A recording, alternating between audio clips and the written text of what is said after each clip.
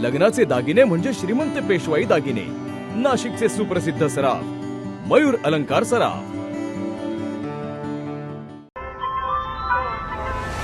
ताज्या बातम्यांसाठी नाशिक न्यूजच्या YouTube चॅनलला सबस्क्राईब करा आणि बेल आयकॉनला प्रेस करा।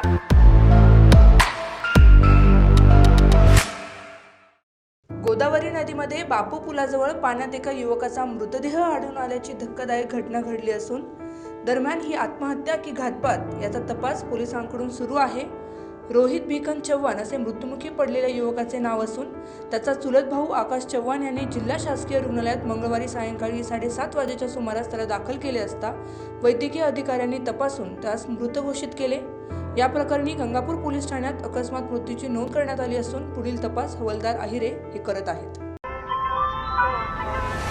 ताज्या बातम्यांसाठी नाशिक न्यूजच्या YouTube चॅनलला सबस्क्राईब करा आणि बेल आयकॉनला प्रेस करा।